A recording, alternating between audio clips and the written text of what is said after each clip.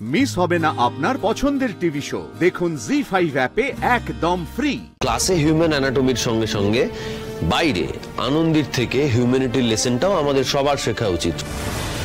আপনার ছেলে কি হয়েছে? আর বলো না বাবা, ছেলেটা কাজে যাবে বলে বাড়ি থেকে বেরিয়ে অটো স্ট্যান্ডে দাঁড়িয়েছিল। একটু অ্যাক্সিডেন্ট হয়েছে, একটু ধরুন না, একটু ধরুন না, একটু সাহায্য করুন না, আমার ছেলেটাকে হাসপাতালে নিতে হবে বাবু রে।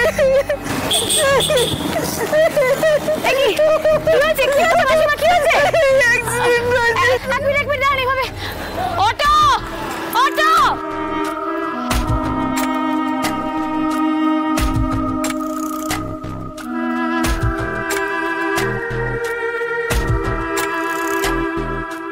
তারপর এই মা আমাদের অটো করে একটা বড় হাসপাতালে নিয়ে গেল।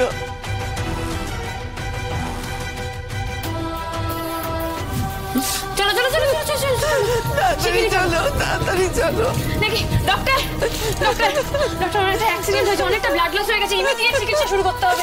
ঠিক আছে চলো, ওকে নিয়ে চলুন। সাবধানে। মাসিমা মাসিমা প্লিজ আপনি এভাবে কাঁদবেন না, শুনুন সব ঠিক হয়ে যাবে। আর টাকা পয়সা নিয়ে আপনি একদম কোনো চিন্তা করবেন না, কেমন? ডাক্তারবাবুরা বললো ভয়ের আর কিছু নেই, তবে একটু দেরি হলে কি হতো বলা যায় না বাবা। মা সব কিছু ওদিকে ব্যবস্থা করে তারপর এখানে এলো। ওরা আমার বুবাইকে খুব যত্নেই রেখেছে বাবা। কোন কোন নার্সিংহোমে নিয়ে যাওয়া হয়েছিল? ওটা বেশ বেশ বড় লোকের নার্সিং হোম বাবা, কি যেন একটা নাম, কি মেডিনেস্ট। হাতে সময় কম ছিল আর খুব ব্লিডিং হয়ে গেছিল বলে আমি ভাবলাম মেডিনেস্টে নিয়ে যাই, ওখানে গেলে তো অন্তত তাড়াতাড়ি চিকিৎসাটা পাওয়া যাবে, তাই আর কি। আমার ছেলে আর তোমার জন্য পুজো দিতে গেছিলাম মা, তোমাদের মঙ্গল হোক, ভালো হোক মা। নাও একটু প্রসাদ নাও।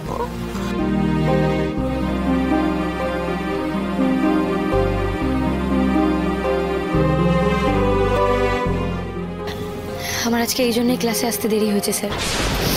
তবে আমি কিন্তু এখানে আসার পর থেকে একটাও এক মুহূর্তের জন্যও সময় নষ্ট করিনি।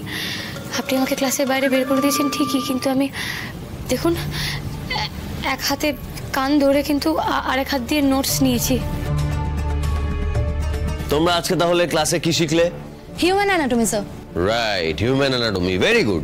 এবার বলো ক্লাসের বাইরে আনন্দের থেকে কি শিখলে তোমরা? এটাই যে ক্লাসে লেট করে আসলে কান ধরে দাঁড়িয়ে থাকতে হয়, আর পানিশমেন্ট পেলে নোট নেওয়ার নাম করে তাতে ফাঁকি দিতে নেই। Very bad Torsa, very bad. ক্লাসে হিউম্যান অ্যানাটমির সঙ্গে সঙ্গে বাইরে আনন্দের থেকে হিউম্যানিটির লেসনটাও আমাদের সবার শেখা উচিত। আজকে কিন্তু আনন্দি জানতো যে ওর ক্লাস আছে, সেটা জানার পরেও রাস্তায় ওরকম একটা পেশেন্টকে দেখে ও কিন্তু ক্লাসে আসার কথাটা মাথায় থাকা সত্ত্বেও ওই পেশেন্টকে নিয়ে নার্সিং হোমে গেল, ইনফ্যাক্ট ওকে সুস্থ করে তুললো।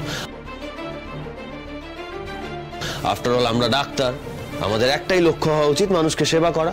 আনন্দি কিন্তু আজকে সেটাই করেছে, তাই না? জি5 ডাউনলোড করুন আর সব এপিসোড দেখুন একদম ফ্রি।